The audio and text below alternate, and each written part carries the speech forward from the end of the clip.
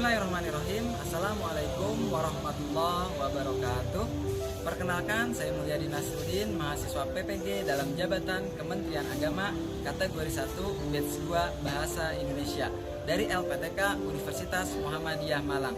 Dalam kesempatan kali ini saya akan melaksanakan PPL aksi 2, yaitu tentang menulis teks eksplanasi pada fase F kelas 11 dengan model pembelajaran Project Based Learning. Selamat menyaksikan. Assalamualaikum warahmatullahi wabarakatuh.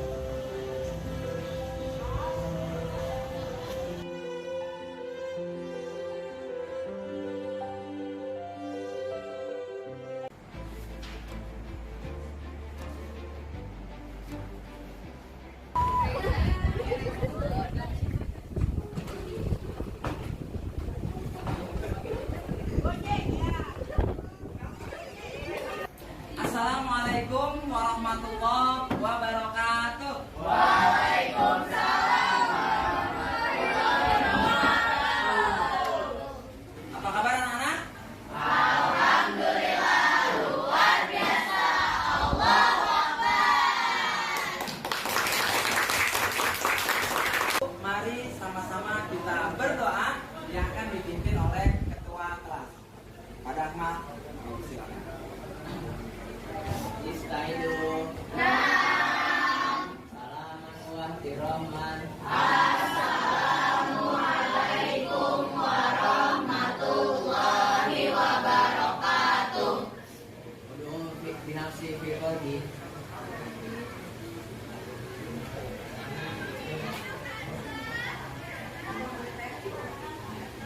Tamam. Saya hadir. Salsa, Syabil, Tiara, Valeta. Bagaimana Allah akan meninggikan derajat orang-orang yang berilmu, yang beriman dan berilmu? Beberapa derajat. Ya artinya apa? Kita belajar di sini.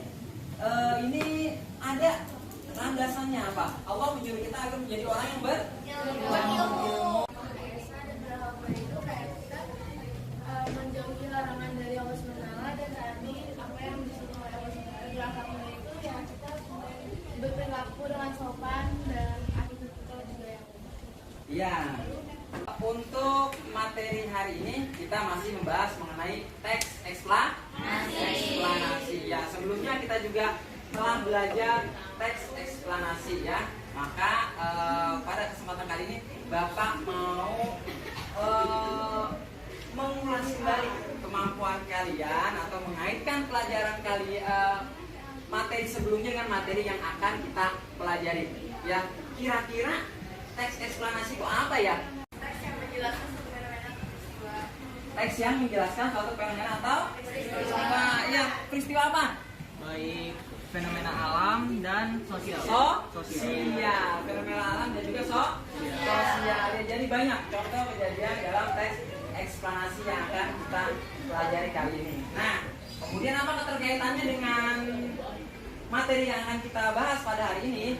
Setelah kita paham tentang pengertian, maka kita juga nanti akan bagaimana cara menuliskan teks eksplanasinya. Ya, seperti apa menulis teks eksplanasinya. Pelajaran kita hari ini adalah menulis gagasan, pikiran, pandangan dalam sebuah teks eksplanasi secara logis, kritis dan kreatif. Silakan tulis 2 buah pertanyaan pemantiknya, ya. Ya, boleh tulis buku tulis. Pertanyaan pemantik yang akan Bapak berikan. Yang pertama adalah bagaimanakah cara kalian membuat teks eksplanasi sesuai dengan kejadian yang telah disaksikan. Antar lempeng. Hal ini menyebabkan terjadi akumulasi medan tekanan atau stres batuan sampai pada batas elastisitasnya. Selanjutnya terjadi patahan dengan tiba-tiba. Mencari topik yang sesuai. Yang kedua, menentukan alasan kenapa perlu menyusun teks eksplanasi. Yang ketiga, menyusun kerangka karangan. Yang keempat, membuat teks eksplanasi. Ya, yang setelah menyusun kerangka karangan membuat teks eksplanasi. Ya, betul ya. Tepuk tangan untuknya. Baiklah anak-anak, Bapak akan menjelaskan prosedur atau langkah-langkah dalam menulis teks eksplanasi. Yang pertama, tentukan dulu tema atau topik apa yang akan kalian bahas dalam teks eksplanasi. Kemudian yang kedua, tentukan tujuan yang ingin kalian capai dalam teks eksplanasi tersebut. Yang ketiga, carilah referensi atau data yang lengkap untuk melengkapi teks eksplanasi tersebut. Yang keempat, setelah kalian mencari data, kalian buatlah sebuah kerangka karangan teks eksplanasi agar tersusun rapi. Yang kelima, kembangkanlah kerangka karangan tersebut menjadi sebuah karangan yang utuh dan juga baik.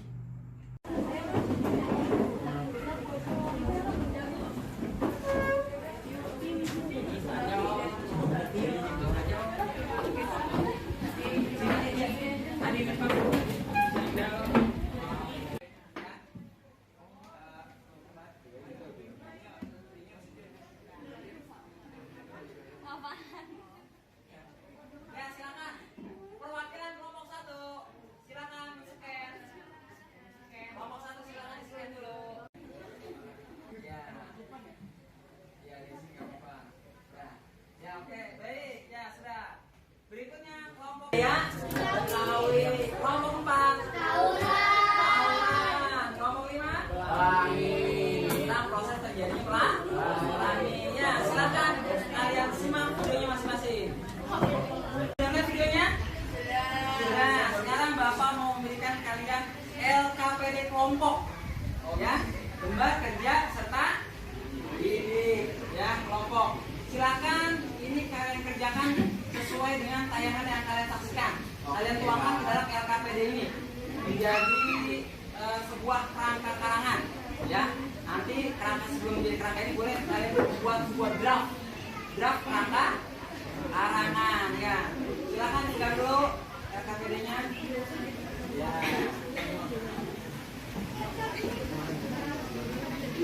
Silakan.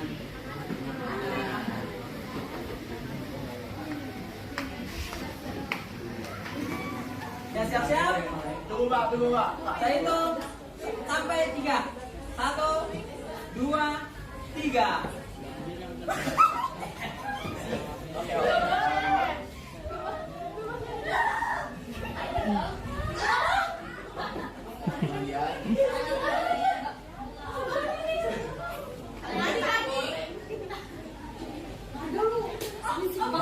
Nggak tahu ya, tuh ikutin jaknya itu. Please jangan salahin gue. Karena dia nggak tahu. Gue catat.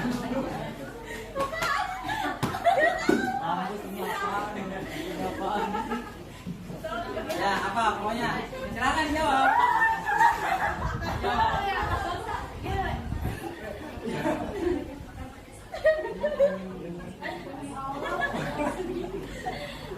Apa kira-kira jawabannya? Apa jawabannya?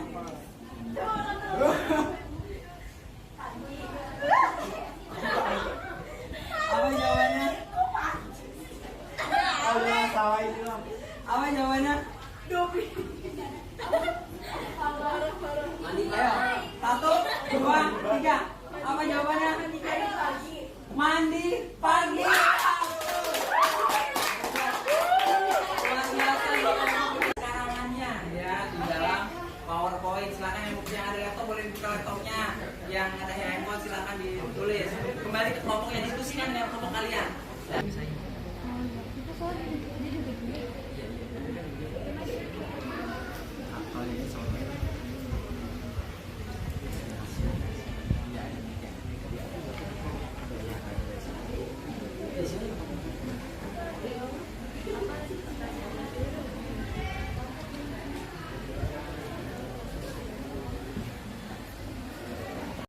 Masing-masing kelompok, Bapak akan melihat perkembangan dari pekerjaan proyek itu sudah sejauh mana ya.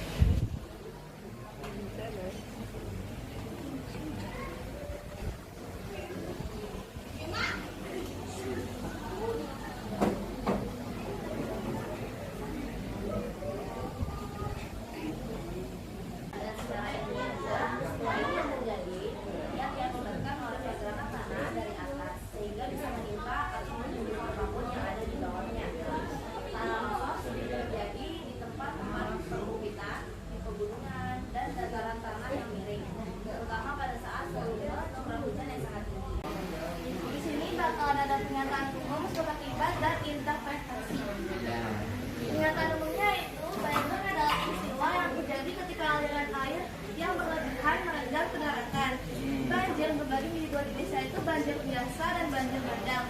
Banjir biasa yaitu terjadi secara alami dan hanya menggenang di satu tempat. Sedangkan banjir bandang datang secara tiba-tiba. Ya, berikutnya.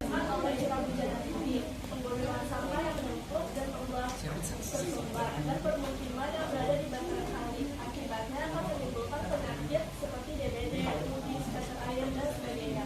Rumah pun menjadi terendam dan bangunan pun menjadi rusak. Pada umumnya terlihat pada busur dengan lapisan cahaya terpendek ungu dan cahaya terpanjang merah. Keindahan pelangi hanya dapat dilihat saat, namun dengan sejuta keindahan. Keindahan tersebut tak lepas melalui pelaksanaan ini. Sekian presentasi dari kelompok kami. Sebelum menutup presentasi kali ini, Salah satu budaya Indonesia yang menempati daerah DKI Jakarta seperti kita. Nah, salah satu ikon dari budaya Betawi itu sendiri adalah ondel-ondel. Pastinya teman-teman sini udah pada familiar kan sama yang namanya ondel-ondel. Ondel-ondel itu kan kebudayaan ya, sakral gitu. Menurut kalian pantas gak ondel-ondel dijadiin buat bahan ngamen? Ya, bagus pertanyaannya. Ya, pendapat kamu? Izinkan menjawab pertanyaan ini. Ya, ini juga menjawab pertanyaannya. Jadi ya benar ondel-ondel ini merupakan salah satu kebudayaan dari Betawi. Nah, menurut saya dan menurut kami sakral-sakral saja jika memang digunakan untuk mengamen, asal tidak disalahgunakan dan memang masih ada unsur kebudayaan. Ya, silakan.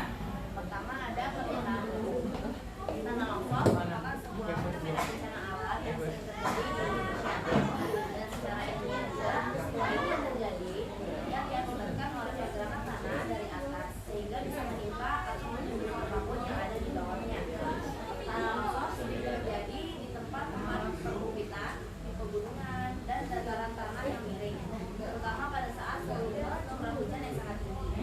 Tetapi tidak memungkiri bahwa tidak jarang pula bencana tanah longsor ini bisa terjadi di daerah Medan karena berbagai macam faktor. Lalu selanjutnya ada bencana tanah longsor ini terjadi karena sebab-sebab tersebut, yaitu curah hujan yang tinggi dan terjadi dalam waktu yang lama atau berturut-turut karena faktor manusia, yaitu salah satunya adalah asal menebang pohon dan tidak melakukan reboisasi setelahnya. Peristiwa tanah longsor ini sebenarnya terjadi karena saat musim kemarau tanah akan menjadi sangat kering hingga percikan atau pori-pori di tanah yang kemudian jika masuk musim hujan tanah tersebut akan terisi oleh air dan sampai pada titik pembebannya atau tutupnya. Untuk tanah yang sudah tidak kuat tutupannya, pasokan air akhirnya akan bergerak ke arah bawah dan pada akhirnya terjadilah longsor. Faktor alam, manusia juga bisa menyebabkan terjadinya bencana-bencana tanah longsor. Faktor manusia yang menyebabkan tanah longsor yaitu penebangan liar yang mengakibatkan hilangnya akar resapan air dalam tanah dan akan mematikan sirkulasi air. Nah, sirkulasi air tanah, karena air yang seharusnya diserap oleh tumbuhan malah akhirnya akan masuk ke pori-pori tanah dan hanya akan mengalir ke bawah yang menyebabkan struktur tanah tidak stabil. Sedangkan terakhir ada kesimpulan. Kesimpulan dari tanah longsor ini yaitu ada banyak faktor yang dapat memicu terjadinya bencana alam tanah longsor, baik karena faktor alam ataupun faktor manusia. Keduanya dapat menimbulkan dampak yang besar bagi dan sama-sama merugikan. Meskipun demikian, kita juga dapat mencegah tanah longsor dengan cara meningkatkan kesadaran untuk menjaga dan merawat alam, tidak merusak, dan melakukan kegiatan reboisasi atau membuat terasering di perbukitan. Kan tadi kan longsor ya, kalau tanah longsor itu kan aktivitas kan bakalan tutup gitu. Cara warga-warga untuk beraktivitas secara biasa-biasanya gimana? Bagaimana masyarakat? Silakan perwakilan kelompoknya menjawab. Untuk menjawab pertanyaan Dina, bagaimana jika terjadi tanah longsor di jalanan, lalu bagaimana orang-orang yang mau lewat ke sana itu bisa menggunakan dia. Menurut pendapat kita, itu bisa melalui jalan alternatif Ya, yang alternatif dan juga biasanya banyak warga yang yang membantu untuk membersihkan tanah yang longsor tersebut. Iya, baiklah. Kalau misalkan tanah longsor itu disebabkannya selain karena kurangnya resapan air itu selain itu apa? Iya,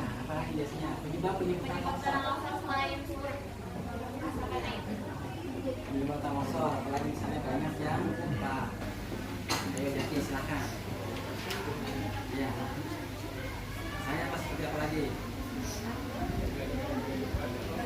Ya, silakan. Ya. Ya, silakan dibacakan jawabannya.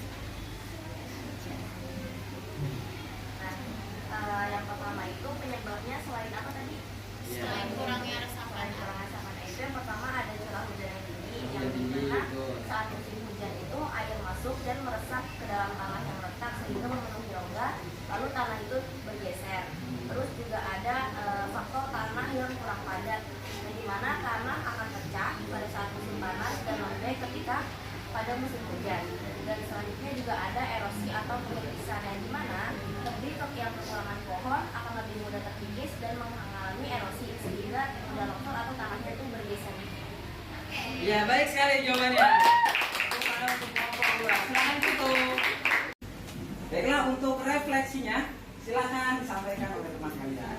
Jadi buat pembelajaran hari ini sudah sangat cukup dan sangat dapat mudah dipahami. Terus presentasinya juga sangat bagus dan sangat jelas. Pokoknya hari ini sangat baik. Sangat baik. Ya, luar biasa. Berikutnya kesimpulannya sekarang dibacakan oleh Mas ya. Jadi kesimpulan untuk pelajaran hari ini yaitu teks eksplanasi adalah teks yang menjelaskan suatu peristiwa, baik peristiwa alam dan peristiwa sosial. Dan teks eksplanasi memiliki 3 unsur, yaitu pernyataan umum, urutan sebab dan akibat, dan interpretasi. Jadi cara membuat teks eksplanasi adalah 1. Menentukan topik atau tema, 2. Menentukan tujuan karangan, 3. Mengumpulkan data dari berbagai sumber, 4. Menyusun kerangka karangan sesuai dengan topik yang telah dipilih agar menjadi suatu urutan pernyataan umum, deretan penjelas, dan penutup. Dan yang kelima adalah mengembangkan kerangka menjadi karangan eksplanasi. Ya, luar biasa. Baiklah anak-anak, alhamdulillah pembelajaran hari ini sudah selesai. Kemudian untuk pengayaan dan remedial, siswa yang nilainya bagus, kemudian nanti akan membuat desain PPT dari YouTube. Kemudian yang untuk remedial mengembangkan membuat kembali tes eksplanasi yang masih kurang. Mari kita tepuk tangan. Dan kita mengucapkan hamdalah juga doa kafaratul majlis. Alhamdulillahirabbil alamin. Subhanakallahumma wa bihamdika asyhadu an la ilaha illa anta astaghfiruka wa atubu ilaik. Alhamdulillah. Terima kasih untuk kalian semua kerjasamanya untuk kami luar biasa, presentasinya bagus-bagus, keaktifan juga luar biasa. Alhamdulillahirabbil alamin. Wassalamualaikum warahmatullahi wabarakatuh. Waalaikumsalam.